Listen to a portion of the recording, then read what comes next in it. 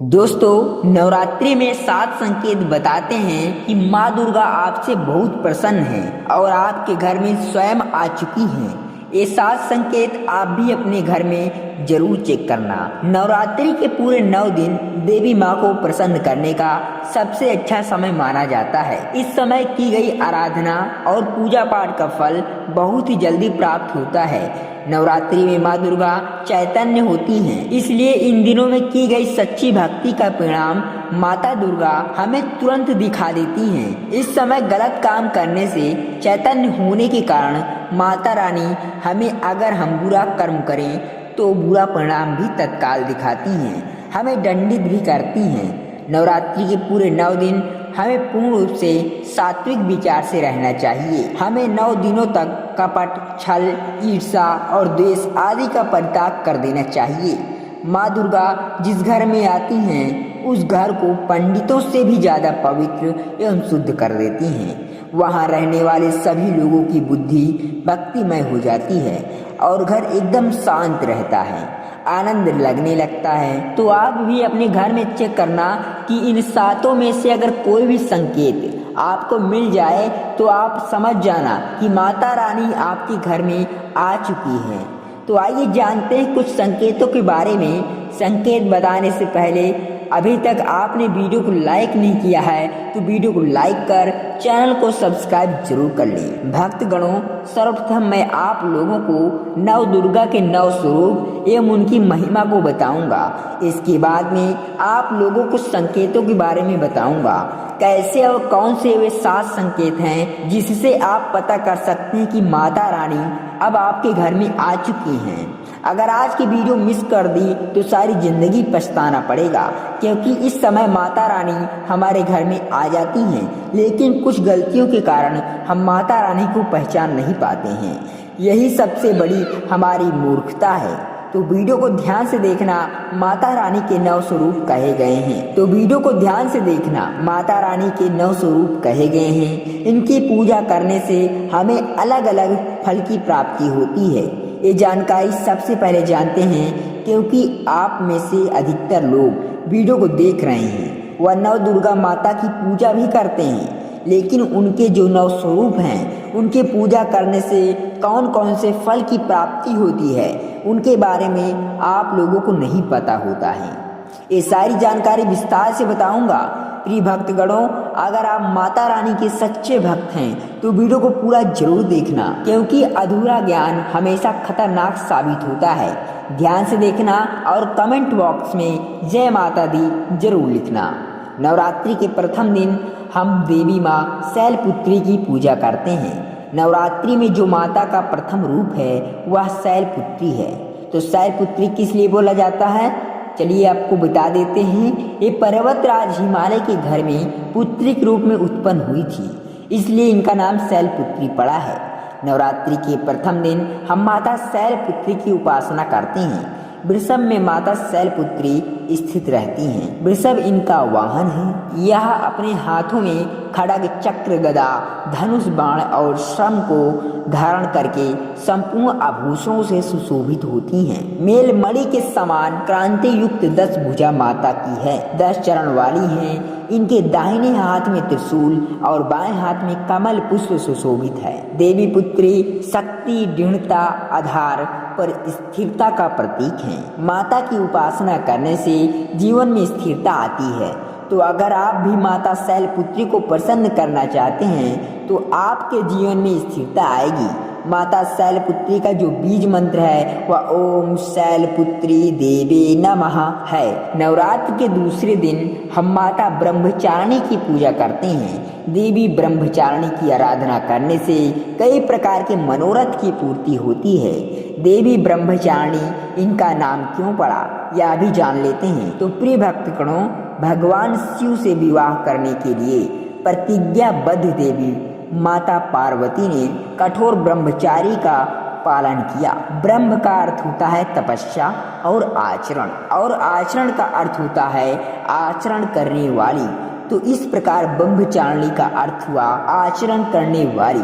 तो माता रानी ने कठोर तपस्या की भगवान शंकर को प्राप्त करने के लिए। इनके स्वरूप को सर्वप्रथम बखान जानते हैं तो देवी ब्रह्मचारिणी के दाहिने हाथ में जप की माला है, बाएं हाथ में एक कमंडल है और ब्रह्म का स्वरूप है।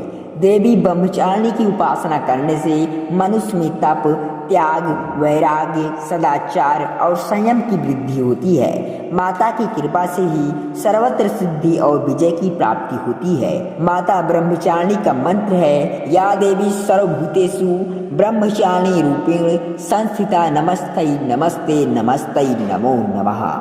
नवरात्रि के तीसरे दिन माँ चंद्रघटा की पूजा करते हैं। इस देवी के मस्तक पर घंटे की आकार का केंद्र बना हुआ है, इसलिए माता का नाम चंद्रघटा पड़ा है। इनके जो चंद्र हैं ये भयंकर हैं। घंटे की ध्वनि से ये सभी दुष्ट व्यक्तियों का नाश करती हैं, इसलिए माता का नाम चंद्रघटा पड़ा है। इनके स्वरूप जान लेते हैं तो प्रिय भक्तगणों, माँ के शरीर का रंग स्वर्ण के समान चमकीला है। इनके 3 नेत्र हैं, 10 हाथ हैं। इनके कर कमल, गधा, धनुष, बाण, खड़ग, त्रिशूल और अस्त्र शस्त्र लिए हुए हैं।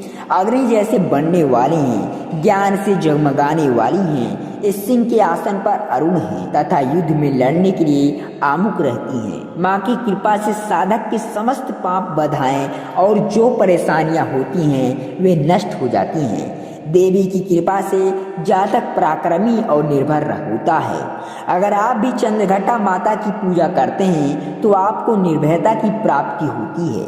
देवी माँ चंद्रघटा का मूल मंत्र है, चंद्रघटा देवी नमो नमः। नवरात्रि के चौथे दिन माँ कूष्मांडा की पूजा करते हैं। अब कूष्मांडा क्यों पड़ा इनका नाम, ये भी जान लेते हैं। तो प्रिय भक्तगणों, यह माता कूष्मांडा है क्योंकि माता ने ही सृष्टि का निर्माण किया है, इसलिए माता का नाम कूष्मांडा पड़ा है। माता रानी की 8 भुजाएं हैं और यह 8 भुजाएं कई प्रकार की हैं। ये 8 प्रकार की सिद्धि को अपने हाथों में प्रदान करने वाली कही गई हैं। इनका वाहन सिंह है और कूष्मांडा माता की आराधना करने से जातक के समस्त रोग और शोक जो होते हैं वो मिट जाते हैं। माता हमें आयोग, यश और बल तथा आरोग्य प्रदान करती हैं। माता का मूल मंत्र है, कूष्मांडा शर्मिंदा नमो नमः। महानवरात्रि के पंचम दिवस माता स्कंदा माता की पूजा की जाती है। शैलपुत्री ब्रह्मचारिणी बनकर तपस्या करने के बाद भगवान शिव से विवाह कर लेती हैं। तदंतर स्कंद उनके पुत्र बनते हैं, अर्थात कार्तिकेय जो हैं उनके पुत्र बने, इसलिए माता स्कंद माता कहलाएं। स्कंद भगवान को अपनी गोद में हमेशा बैठे हुए माता रहती हैं, इसलिए इनके नाम से स्कंद माता नाम पड़ा है। और इन माता की उपासना करने से समस्त इच्छा की पूर्ति होती है और परम शांति, परम सुख का अनुभव होता है। इनकी पूजा करने से, आराधना करने से सभी प्रकार की वस्तु की प्राप्ति होती है, ऐश्वर्य मिलता है। अगर आप माँ की पूजा करते हैं तो ऐश्वर्य की प्राप्ति होती है, सभी प्रकार की सिद्धियों की प्राप्ति होती है। आइए जानते हैं माता का मूल बीज मंत्र, ओम देवी स्कंद माता नमो नमः। ये माता का मूल बीज मंत्र है। प्रिय भक्त गणों, इसके बाद में नवरात्रि के छठे दिन देवी कात्यायनी की पूजा करते हैं। माँ दुर्गा के छठे रूप को मारकाट कात्यायनी के नाम से जाना जाता है। आरती कात्यायन की कठिन तपस्या से प्रसन्न होकर उनकी इच्छा के अनुसार उनके यहाँ पुत्री के रूप में पैदा हुई थी। आरुणी कात्यायन ने इनका पालन पोषण किया था, इसलिए माता का नाम कात्यायनी पड़ा था। माता की भक्ति जातक को अर्थ, धर्म, काम और मोक्ष चारों फल प्रदान करती हैं। साधक अलौकिक तेज और प्रभाव से युक्त हो जाता है। इनकी पूजा पाठ करने के बाद माता को जो बीज मूल मंत्र है वह इस प्रकार से है, ओम देवी कात्यायनी नमः। इस मंत्र से जाप करके माता को प्रसन्न कर सकते हैं। नवरात्र की सप्तमी तिथि नवरात्र के 7वें दिन माता काल रात्रि की पूजा करते हैं। जी हाँ भक्तगणों, माता कालरात्रि की उपासना करते हैं। संपूर्ण प्राणियों की पीड़ा हरने वाली अग्नि भय जल है। भय रात्रि भय को दूर करने वाली, काम क्रोध और शत्रु का नाश करने वाली, इनकी पूजा करने से सभी पापों से मुक्ति मिलती है, दुश्मनों का नाश और तेज बढ़ता है। माँ अपने भक्तों के साथ सभी प्रकार के कष्टों और भय से मुक्त कराती हैं। माता का जो बीज मंत्र है ओम क्लीम चामुंडाय नमः, इस मंत्र का जाप करने से माता बहुत ही प्रसन्न होती हैं। प्रिय भक्तगणों, नवरात्रि की अष्टमी दिन माँ दुर्गा का जो अष्टम स्वरूप है ये माँ गौरी है। हिमालय से तपस्या करते समय गौरी का जो शरीर धूल मिट्टी से ढककर मालिन हो गया था, जिसे शिव ने गंगा जल में धोकर मल को बाहर निकाला। मालिन शरीर को गौरव प्रदान किया, इसलिए माता का नाम गौरी पड़ा। और इनकी पूजा करने से क्या फल प्राप्त होता है, आइए भक्तगणों इसको भी जानते हैं। ये सभी देवियों की तुलना में सबसे जल्दी प्रसन्न होती हैं, और अगर आप जल्दी प्रसन्न करना चाहते हैं तो देवी दुर्गा के स्वरूप में किसी भी देवी की तुलना में आप महागौरी की पूजा करना शुरू कर दीजिए। इनकी पूजा करने से यह तत्काल प्रसन्न होती हैं। देवी का जो स्वरूप कहा गया है वो सिद्धिदात्री है। माँ दुर्गा जी का जो स्वरूप है वह सिद्धिदात्री है। ये सभी प्रकार की सिद्धि को देने वाली है। सिद्धि का अर्थ होता है मोक्ष को देने वाली। तो देवी माँ की पूजा करने से सभी प्रकार की सिद्धियां प्राप्त होती हैं, सभी प्रकार की कामना की पूर्ति होती है। इसलिए नवरात्र के 9वें दिन इनकी पूजा से असंभव कार्य को भी संभव कर सकते हैं। इसलिए अधिकतर जितनी भी जातक हैं, साधक हैं, सिद्धि प्राप्त करने वाले साधक माँ सिद्धिदात्री की पूजा करते हैं। चाहे दाना हो, चाहे कोई भी हो, कितना भी उत्तम साध्य भी क्यों ना हो, किसी पर यह भेदभाव नहीं करती हैं, सभी को यह सिद्धि प्रदान करती हैं। इनका जो बीज मंत्र है सिद्धिदात्री नमः। आप लोगों में से ही अधिकतर दर्शक, अधिकतर भक्तगण हमें कमेंट करते हैं कि हमें सिद्धि प्राप्ति करने के लिए हमें क्या करना चाहिए।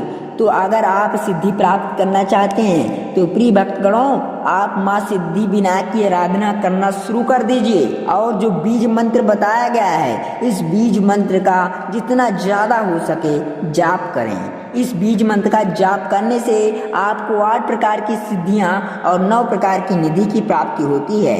तो आइए अब इस वीडियो में जानते हैं कि नवरात्रि में 7 संकेत बताते हैं माँ दुर्गा आपसे बहुत प्रसन्न हैं और आपके घर में आ चुकी हैं। तो प्रिय भक्तगणों, पहला जो संकेत है बार बार गौ माता का आना। जी हाँ प्रिय भक्तगणों, जिस घर में माँ दुर्गा रहती हैं उस घर में उनकी बहन कामधेनु उनकी सेवा के लिए, उनके दर्शन के लिए बार बार घर के द्वार पर बिल्कुल ही आती रहती हैं और यह घर के इर्द गिर्द घूमती रहती हैं, वहाँ से 9 दिनों तक नहीं भागती हैं। तो समझ जाना प्रिय भक्तगणों कि माता रानी आपके घर में आ चुकी हैं।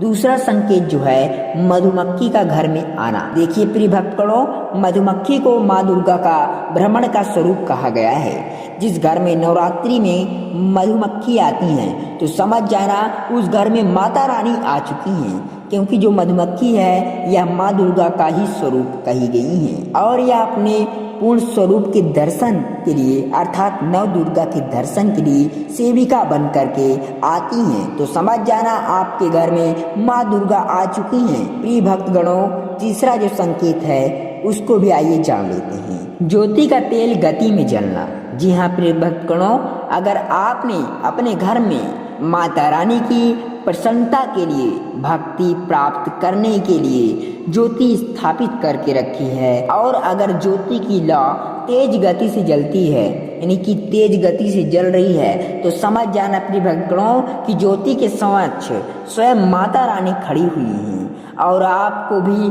अंतरात्मा से माता रानी के होने का भी एहसास होगा।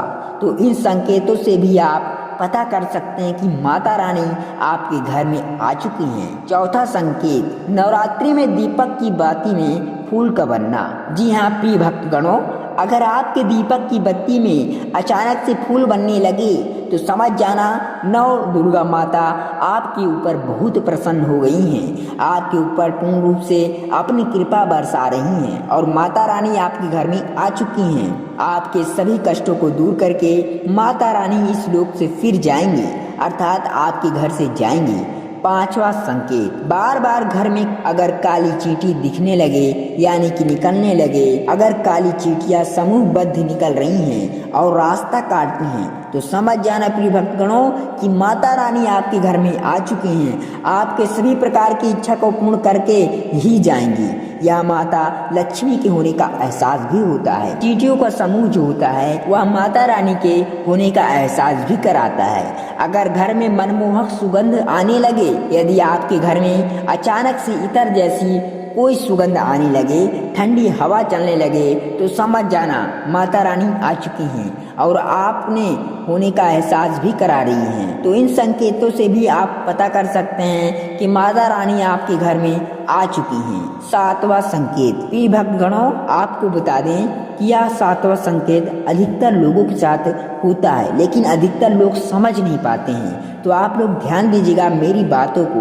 देखिए, फटे कपड़े पहने अगर कोई याचक आ जाए तो समझ जाना माता रानी आपके द्वार पर याचक बनकर आ चुकी हैं। नवरात्रि में कोई भी याचक यानी कि भिखारी आए तो खाली हाथ भूलकर भी मत जाने देना, क्योंकि स्वयं माता रानी परीक्षा लेने के लिए आपके घर में याचक बनकर आ जाती हैं, क्योंकि इस बार अपने भक्तों की परीक्षा लेने के लिए धरती पर स्वयं आती हैं। ये आपको समझना होगा।